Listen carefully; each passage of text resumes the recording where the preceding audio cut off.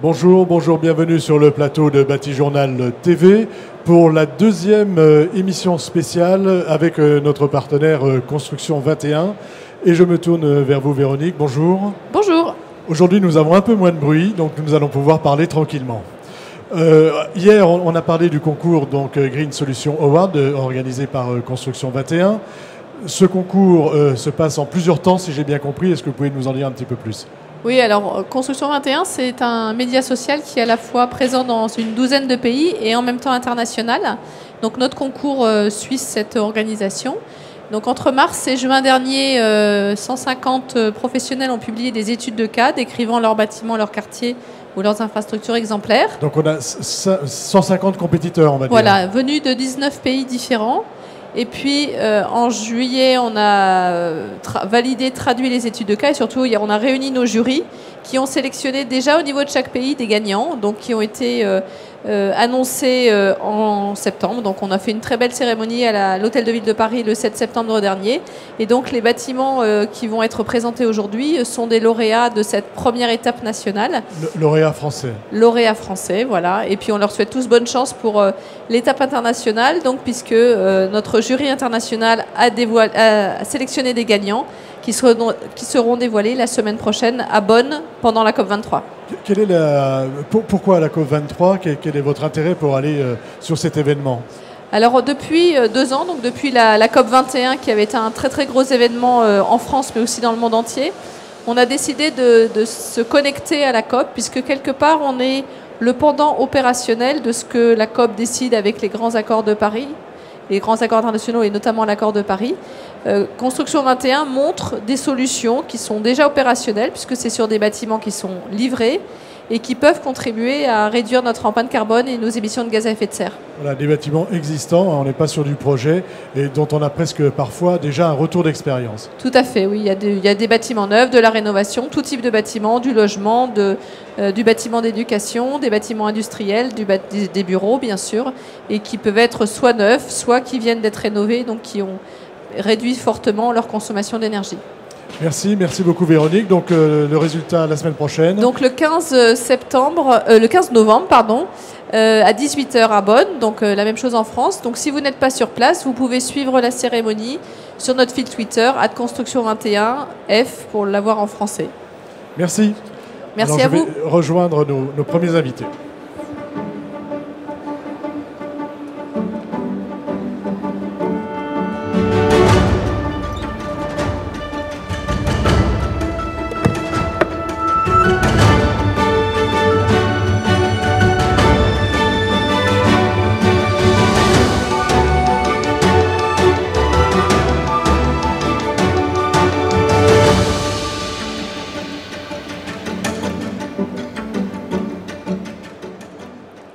Donc nous voilà de retour sur le plateau de Batijournal TV et à côté de moi, Monsieur Patrick Ponce, bonjour.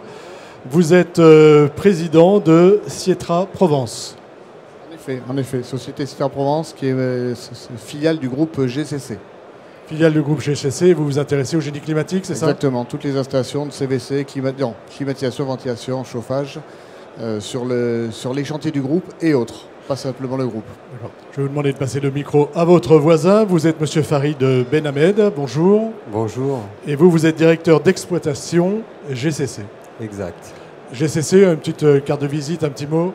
GCC, c'est un groupe national qui intervient sur tout le territoire français, qui réalise à peu près 740 millions d'euros de chiffre d'affaires, toutes activités confondues, qui vont de la construction jusqu'au pôle énergie.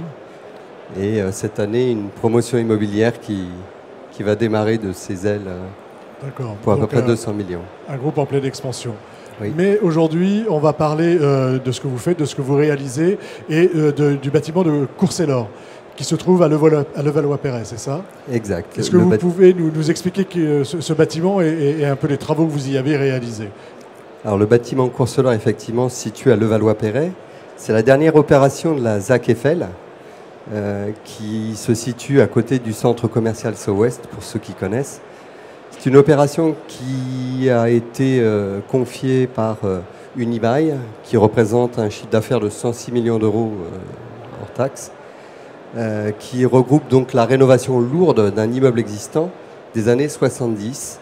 Donc c'est quoi? C'est une tour, hein, c'est ça, au départ? C'est une tour au départ qui faisait 11 étages, que l'on a dérasé et reconstruit pour en faire 17 et que l'on a agrandi sur toute sa périmétrie. Alors avec, si on parle de développement durable, hein, construction 21, avec une forte contrainte environnementale. Exact, puisque les exigences environnementales étaient très ciblées en tout cas, puisqu'au départ on était sur un BREEAM excellent et un HQE exceptionnel. Le BREEAM excellent, au-delà d'excellent, c'est le outstanding. Donc le niveau excellent dans une partie de rénovation qui comprend à peu près 50% de l'ouvrage est un niveau, en tout cas un challenge pour la réalisation de l'ouvrage. Alors comment on concrétise ce challenge au niveau de l'enveloppe du bâtiment? Alors au niveau de l'enveloppe du bâtiment, nous avons réalisé des panneaux préfabriqués sur 2 niveaux avec une composition en double pot qui nous permet d'appréhender les exigences acoustiques et thermiques de façon à répondre à la RT 2012 qui intéresse plus particulièrement Sietra, mon collègue. On verra avec lui après les aspects énergie. Donc sur l'enveloppe, on passe sur des éléments préfabriqués qu'on vient plugger en double pot sur la structure qui aura été au préalable repris par le gros œuvre sur cette opération. Elle intègre également des stores qui sont intégrés dans la double pot et qui permettent donc de gérer tout ce qui est éclairement et apport solaire passif éventuellement qui pourrait être gênant en cas de surchauffe. Exactement. Parce qu'il y a une forte contrainte, enfin une forte demande, on va dire, sur les apports en lumière naturelle. Exactement, puisque on pense dans la conception du bâtiment aux utilisateurs qui devront être satisfaits des contraintes architecturales, des niveaux d'éclairement, des niveaux de luminosité qui sont très fortes, puisqu'on est sur une surface de vitrage de l'ordre de 50% sur nos façades. Donc on a une émission de chaleur qui est assez forte. Voilà, donc il faut à la fois apporter de la lumière naturelle et à la fois éviter les surchauffes. Exactement. Ça, c'est le travail de l'enveloppe, on va dire, de la façade. Est-ce qu'il y a un complément? Qu'est-ce que vous voulez ajouter quelque chose sur cette façade ou est-ce qu'on passe directement à l'étage de toiture? Non, elle est complétée, cette façade, par une appréhension sur les terrasses et les niveaux de sous-sol, avec un degré d'isolation qui nous permet d'avoir une enveloppe qui répond aux exigences de la RT 2012. Quel type, on est allé jusqu'où? Est-ce que vous avez le souvenir de ce qu'on est allé venir mettre sur ces toitures terrasses? Alors, on a fait donc de l'isolation pour intégrer tout ce qui était végétalisation, pour penser au refroidissement donc de ces parties de terrasse. Donc on a une toiture végétalisée, c'est ça? Exactement. Donc ce qui permet donc de refroidir le bâtiment sur des contraintes architecturales et de vision et de rendu de vue par rapport aux occupants de la tour qui travaillent dans un cadre somme toute très agréable. On a donc aussi une importance sur le cadre de vie, sur l'usager, et tout ça étant évidemment certifié dans les certifications BREEAM notamment. Exactement, c'est un aspect très important, c'est que l'environnement de l'opération, il y a une espèce d'harmonie dans la recherche du visuel, ne serait-ce que sur la tour, mais également tout ce qui est végétalisation, espace vert et occupation au niveau des bâtiments. Alors, je vais vous demander de passer le micro à votre voisin. Et avec vous, on va voir, maintenant qu'on a compris qu'il y avait une enveloppe qui était très performante, on va voir un petit peu comment ça se passe au plan de l'énergie, des modes de chauffage et aussi du traitement des eaux usées, des eaux de pluie. Donc, sur cet aspect, on va dire chauffage, c'est quoi? On a un réseau de chaleur? Oui, on était la ville de Levallois disposant d'un réseau de chaleur et un réseau froid. La tour est raccordée sur ces deux réseaux, ce qui nous a permis d'avoir une énergie propre, puisque le réseau de chaleur de la ville est souvent à peu près à 50% d'énergie propre, et il y a des engagements pour les années à venir d'améliorer encore ce rendement d'énergie propre. Donc au départ, une bonne partie de l'énergie vient d'énergie propre. Vient d'énergie propre du réseau de chaleur. Du réseau de chaleur. Ensuite, cette énergie, il faut la transformer et il faut la diffuser. Voilà. Après l'installation, on a été pour ce projet qui était complexe pour nous puisque c'est de la réhabilitation. Donc c'est un immeuble des années 70, donc très faible en hauteur. et on n'a pas pu mettre ce qu'on voulait comme matériel. Vous dites très faible en hauteur, c'est des Entre étages. dalles, Hein, entre dalles, pardon, oui. excusez-moi. Très faible entre interdalles. Et on est obligé de trouver un système qui permette de passer nos gaines. Comme l'immeuble a été agrandi sur la partie horizontale, hein, ils l'ont agrandi en hauteur, mais ils l'ont aussi agrandi en partie horizontale pour aller jusqu'au bout des fenêtres, pour souffler près des fenêtres. On est obligé de concevoir une poutre froide active un peu spécifique, adaptée à un diffuseur d'air. Donc on est obligé d'amener de l'air sur l'ensemble des poutres froides, il y en a 800, là par des pompes à chaleur à haut rendement qui sont en terrasse. Je vous arrête 30 secondes. Poutre froide active pour ceux qui ne sauraient pas ce que c'est. Alors, poutre froide active, c'est un appareil sur lequel on injecte de l'air à une température assez faible, 15-16 degrés, et qui par effet d'éjection, fait tourner l'air dans la pièce. Donc on amène un air traité et ça fait à un faible débit et par des jeux de buse techniques, par l'effet Venturi, on déplace de l'air dans la pièce. Ce qui fait un confort assez fort dans la mesure où il y a très peu d'air qui bouge.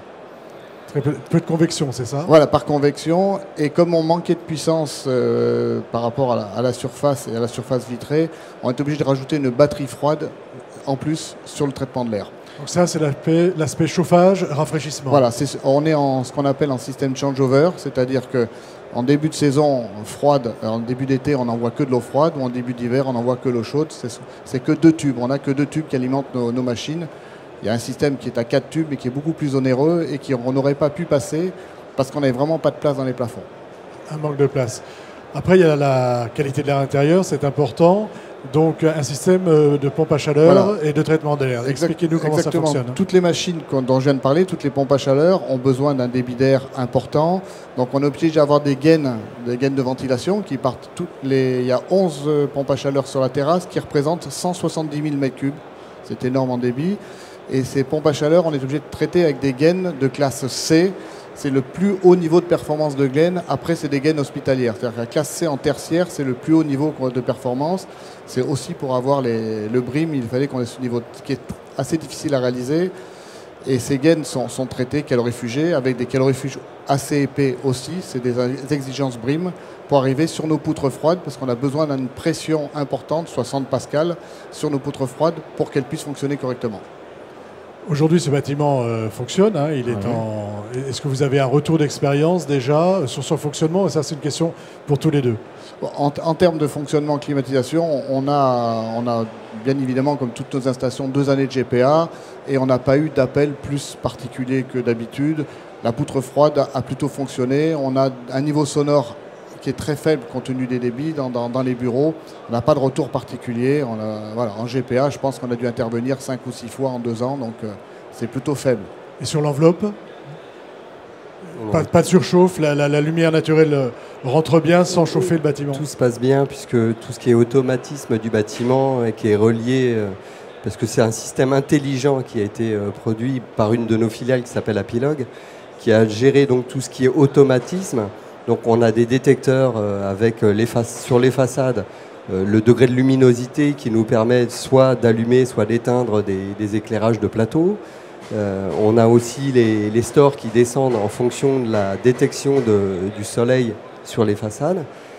Et puis c'est un bâtiment qui aujourd'hui est pris en charge, en tout cas dont l'occupant principal est L'Oréal, qui est somme toute satisfait de son aménagement à Levallois-Perret. D'accord, donc une satisfaction. Je vais vous demander de repasser la parole à votre voisin rapidement sur les eaux de pluie.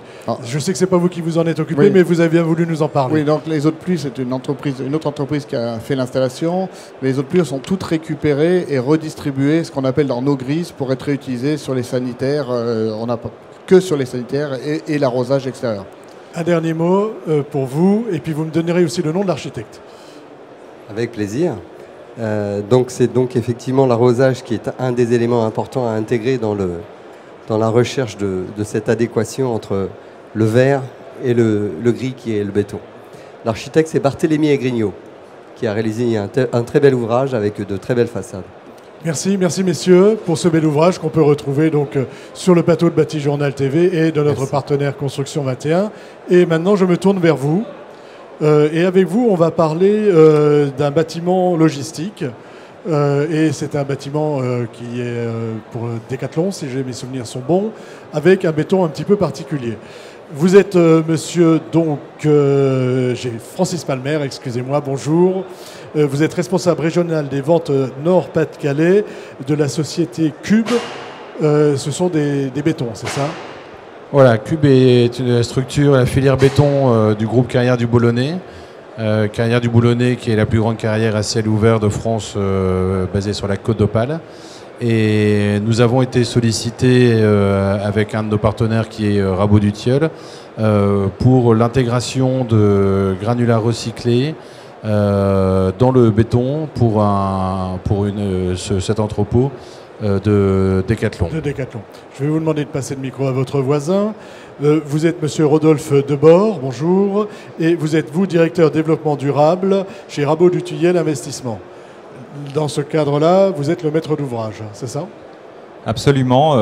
Rabot du Tilleul, c'est donc un groupe familial du Nord qui a plusieurs activités, dont la promotion immobilière, contractant général et entreprise de construction. Et ici, sur ce projet, c'est le contractant général Gérim, donc maître d'ouvrage. Et pourquoi le maître d'ouvrage souhaite-t-il intégrer des bétons recyclés dans un ouvrage? La raison, elle est assez simple. On a une démarche de développement durable dans l'ensemble du groupe Rabot du Tilleul depuis plusieurs années, une démarche qui est assez structurée sur plusieurs thèmes, le bien-être, la biodiversité, les énergies renouvelables, qui font d'ailleurs partie de la troisième révolution industrielle. J'ai le petit pins là. Troisième révolution industrielle du Nord. Absolument, et qui a vocation à s'étendre.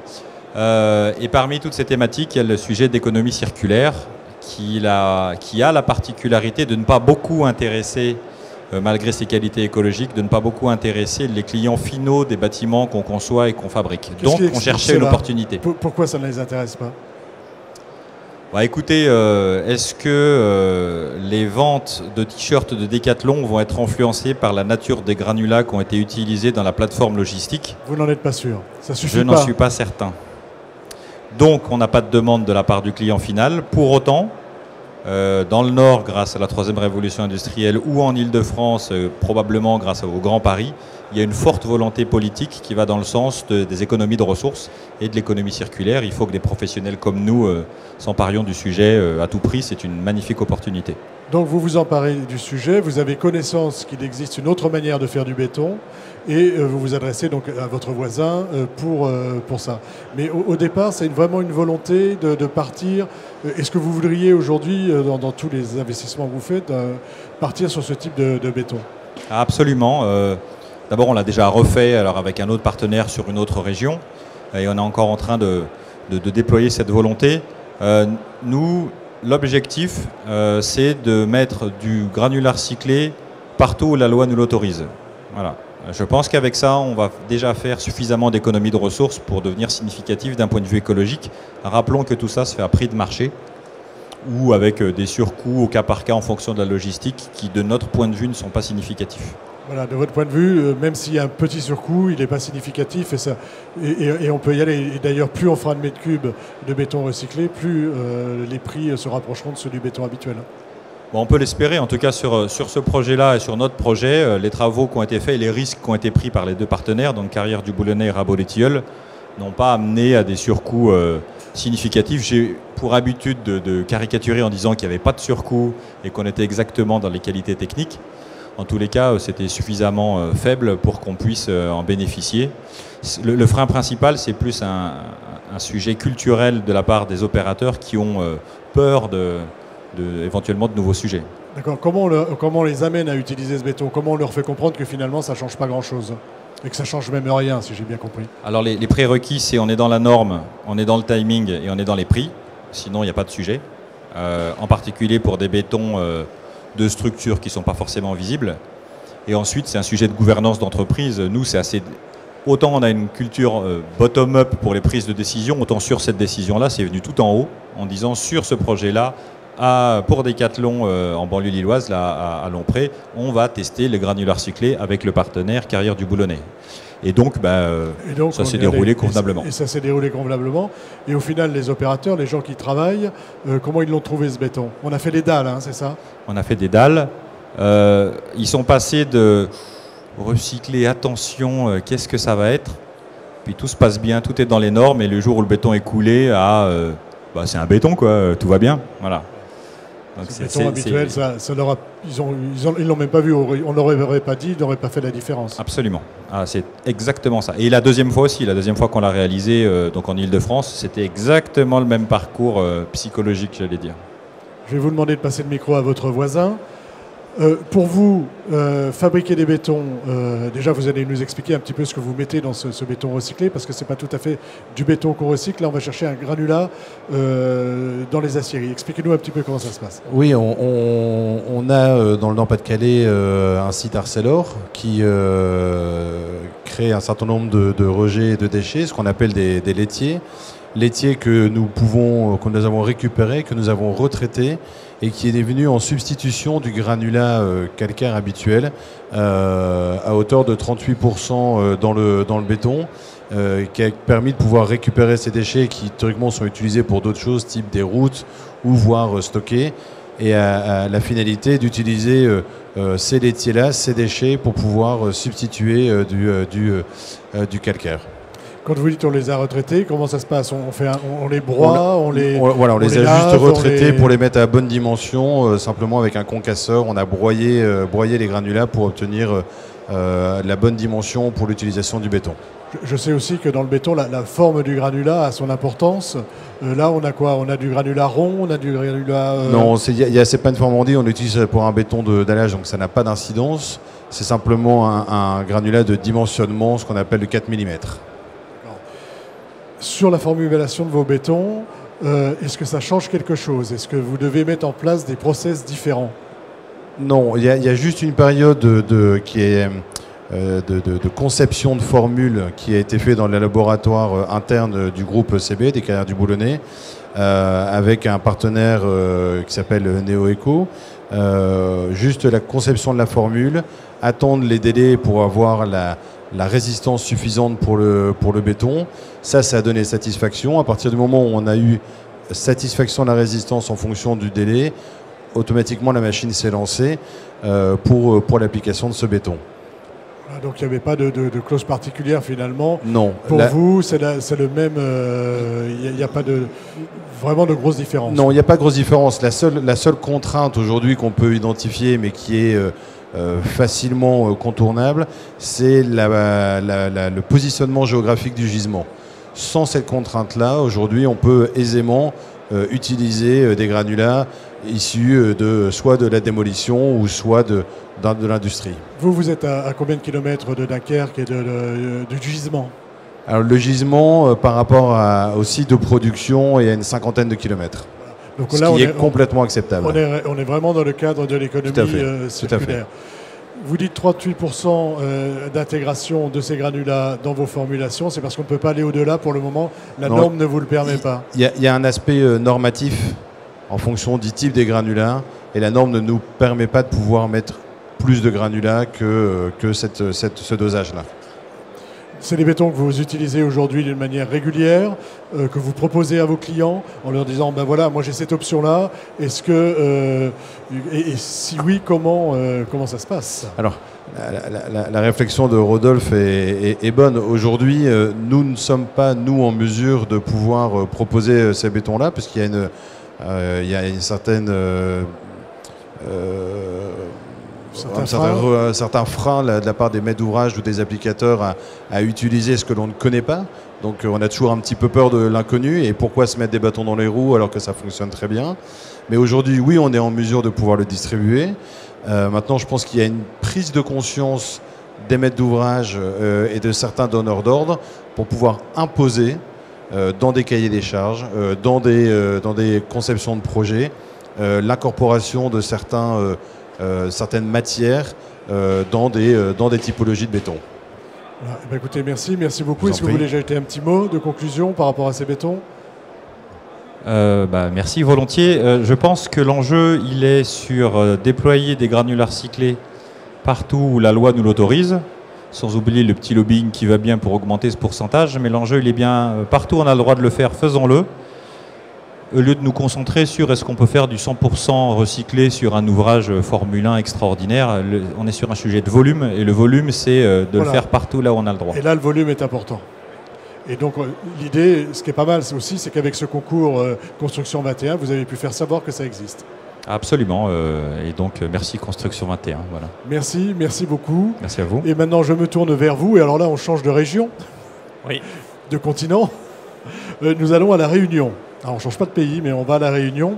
Vous êtes Cédric Delahaye, bonjour. Bonjour. Vous êtes architecte associé. L'agence d'architecture s'appelle Antoine Perrault Architecture. Voilà. Et vous êtes une agence réunionnaise ou Oui, 100% réunionnaise. 100% réunionnaise. Avec vous, on va avoir un bâtiment qui s'appelle le Bois d'Olive, c'est ça? Oui, le groupe scolaire de Bois d'Olive qui a été rebaptisé depuis son ouverture, l'école Aimé Césaire. Pourquoi le Bois d'Olive? Il y a du bois d'olive, il y a des oliviers à La Réunion? Un bois d'olive, c'est un arbre endémique de la Réunion, en fait, et qui ressemble beaucoup à un olivier. D'accord. Alors là, on est sur un bâtiment 100% bois. Oui. Quel est ce choix du bois? Il est évidemment lié peut-être à un aspect environnemental, on va dire, mais pas que. Il a aussi un intérêt pour le bâtiment. On le verra un petit peu plus tard. Est-ce que vous pouvez m'expliquer un petit peu ce projet? Quelle était votre commande, en gros, quel était le concours et comment vous y avez répondu? Donc c'est un concours qui a eu lieu en 2010, donc c'est un assez vieux concours, donc qui a été organisé par la commune de Saint-Pierre. Et donc à l'origine, la commune avait certaines ambitions au niveau environnemental, mais qui étaient assez mesurées et qui il nous demandait de respecter un référentiel qui existe à La Réunion, qui s'appelle le référentiel pérenne, et d'avoir un bâtiment à faible consommation d'énergie. Donc voilà, ça c'était l'objectif du maître d'ouvrage. Et nous, on a cherché à aller plus loin là-dedans, puisque dans notre agence, on est spécialisé depuis plusieurs années dans la construction de bâtiments bioclimatiques en milieu tropical. Et donc on a cherché à pousser un peu plus loin toutes ces thématiques du bioclimatisme. Le bioclimatisme en région tropicale, ça consiste en quoi? Parce que nous, on est habitués à la façade sud au soleil, je caricature à peine, et, pour avoir bénéficié des apports solaires en mi-saison. Vous, comment ça se passe là-bas? Mais nous aussi, on sert de l'environnement donc pour amener du confort dans le bâtiment. Donc on essaie d'orienter au mieux le bâtiment par rapport aux contraintes solaires. Donc nous, les fortes expositions sont au nord. Et donc on essaye de se protéger au maximum du soleil par des grands débords de toiture, des brise-soleil, etc. Et on essaye aussi d'orienter correctement le bâtiment par rapport au régime de vent pour pouvoir se servir des alizés comme moteur de ventilation naturelle et apporter du confort au sein du bâtiment. Voilà, parce que là, on est 100% ventilation naturelle. C'est ça. Donc le recours à la clim était proscrit sur ce projet. Ça, c'est un de nos credos aussi. Aujourd'hui, de toute manière, à La Réunion, on ne peut pas se permettre d'équiper tous les bâtiments, enfin tous les équipements scolaires de climatisation. On n'a pas assez d'énergie pour le faire. Donc 100% des écoles sont non climatisées. Donc il faut attacher une grande importance au confort de l'enveloppe et du bâtiment. L'enveloppe et du bâtiment par la ventilation. C'est ça. Et là, on va s'apercevoir après que le mode constructif aide pas mal à cela. On a l'habitude de construire en bois à La Réunion? Non, de façon traditionnelle, les cases créoles étaient en bois, mais ça s'est perdu au fil du temps. Aujourd'hui, on construit principalement en béton et en parpaing. Et la filière bois est très petite à La Réunion, donc construire un bâtiment public 100% en bois, ça reste un challenge et ça reste assez compliqué par rapport à la filière locale. D'accord, par rapport à la ressource, tout simplement. La ressource est inexistante. Ouais. La ressource est inexistante. C'est pas du bois, c'est du bois de La Réunion, c'est du bois qui vient d'ailleurs. Donc là, on est sur du pin sylvestre, donc qui vient des forêts scandinaves. Après, on a une autre particularité, une autre contrainte à La Réunion, c'est qu'on a énormément de termites. Donc du coup, on est obligé de traiter ce bois avec un traitement de type classe 4, ce qui est une contrainte parce qu'on ne peut pas du coup utiliser n'importe quelle essence de bois. Il faut faire très attention au type d'essence qu'on utilise à cause de cet aspect thermite. Le bois, le mode constructif qui a été utilisé, là, c'est quoi? C'est du poteau-poutre, c'est de l'ossature, Il y a des murs à ossature bois, on a des planchers en CLT. Après, on a des grands portiques en lamellé collé. Voilà, enfin, c'est assez classique dans le mode constructif qu'on a choisi. C'est classique en mode constructif. Alors, en quoi le bois ici va vous aider à gérer le climat du bâtiment? Alors, il faut savoir que donc à La Réunion, on est en climat chaud et humide. Donc, il faut impérativement contrôler l'hygrométrie à l'intérieur des bâtiments. Et un bâtiment en bois est un bâtiment qui respire. Et souvent, quand on fait des bâtiments en béton, on a cette problématique d'avoir une étanchéité en fait, à l'eau qui est créée par le béton et qui fait que le bâtiment ne respire pas. Et quand on se retrouve en période d'été avec de fortes chaleurs et des taux d'humidité très élevés, à 100% la plupart du temps, on a un mauvais confort à l'intérieur des bâtiments. Alors que là, comme il y a un échange hydrique entre l'intérieur et l'extérieur, on a un meilleur confort de vie à l'intérieur du bâtiment. Et ce taux d'humidité extérieure ne gêne pas la structure bois? Non, dans la mesure où elle est protégée. Une fois encore, c'était le principe de cette école, essayer de développer un grand toit protecteur qui protège les structures bois et donc qui évite que celle-ci soit dégradée. Aujourd'hui, cette école est utilisée. Oui. Est-ce que vous avez des retours, des professeurs, des enfants? Comment on vit dans cette école? J'étais encore la semaine dernière dans l'école et à discuter avec le directeur et justement, je lui demandais un peu ses retours. Et il me disait la première chose, c'est qu'il trouvait que les élèves, parce que les élèves viennent d'autres écoles avoisinantes, donc ils les connaissaient déjà, sont arrivés dans ce cadre et ce cadre les a apaisés. Et il trouve que les enfants sont plus calmes et plus sereins. Ouais. Ils ont un cadre plus apaisé, plus serein. On a du bois à l'intérieur. On a du bois à l'intérieur. On a essayé de garder au maximum les matériaux bruts. Donc ce matériau est très présent. Vous pensez que c'est le matériau qui apaise, ou alors est-ce que c'est l'ensemble, c'est le confort lié à la ventilation et à cette respiration? C'est un ensemble parce que cette image de grand toit protecteur est assez parlante pour une école. On a veillé aussi à faire des cours très ombragés, très protégés, parce qu'il faut savoir que ça, c'est un vrai enjeu aussi à La Réunion. On a des anciennes écoles où les élèves restaient plus de 2 heures dans la cour de récréation en plein soleil et créaient des intolérances au soleil ou des choses comme ça. Donc c'est un vrai enjeu de santé. Et donc là, aujourd'hui, nous, on s'attache, quand on construit des écoles, à vraiment proposer des solutions pour avoir des cours très confortables, très ombragés. Et donc ça participe aussi au confort de vie des élèves. Ça participe aussi à ce projet. Donc, si on revient sur le caractère environnemental de ce projet, comment vous le définiriez? Si on devait donner 3 ou 4 4 bons points, on va dire, tiens, puisqu'on est dans une école. Les bons points, enfin les grands axes, c'est comme on le voit sur les images, c'est donc la protection totale de l'enveloppe par rapport au rayonnement solaire, une orientation optimisée avec des classes de faible épaisseur, avec une forte porosité des façades et avec des ouvrants permettant la régulation de la ventilation pour assurer donc un confort à l'intérieur des salles de classe. Après, on a aussi attaché un gros travail sur le traitement des eaux pluviales, parce qu'il faut savoir qu'à La Réunion, on est les recordman du monde de pluviométrie en 24 heures. Donc on a des très forts volumes d'eau qui s'abattent sur la toiture. Donc du coup, on a cherché à être le plus poreux possible. On a utilisé des bétons drainants pour faire les cours, des gazons synthétiques. On a essayé d'imperméabiliser le moins possible la parcelle. On a travaillé aussi sur des toitures végétalisées pour protéger les étanchéités, mais aussi pour temporiser l'eau pluviale quand elle tombe. Un stockage, vous avez un système nid d'abeilles avec un stockage d'eau. Exactement. Donc voilà, c'est toutes ces problématiques qu'on a essayé de traiter à travers ce bâtiment. Une question idiote sur la toiture végétalisée. C'est le même type de toiture végétalisée qu'on met ici, avec des sédums, ou c'est des plantes particulières, locales Alors au départ, ils étaient partis, donc ça fait quelques années qu'on essaie de développer ça à La Réunion, ils étaient partis sur des sédums un peu comme en métropole, et au fur et à mesure, les entreprises locales ont cherché à introduire des espèces vraiment adaptées aux tropiques, et aujourd'hui, on a vraiment des toitures qui sont faites vraiment spécifiquement pour La Réunion. Écoutez, merci beaucoup pour ce beau projet à La Réunion, alors qu'on ira peut-être voir un jour, j'espère. Je vous y invite. Merci beaucoup pour cette description. Merci. C'était donc une émission spéciale avec Construction 21 sur des lauréats français, des projets qui, pour certains d'entre eux, seront présentés à Beaune et en compétition à Beaune la semaine prochaine à la COP 23. C'est le plateau, donc une émission à retrouver sur le plateau Bâti Journal TV et sur le site de notre partenaire Construction 21. Merci à vous. Merci.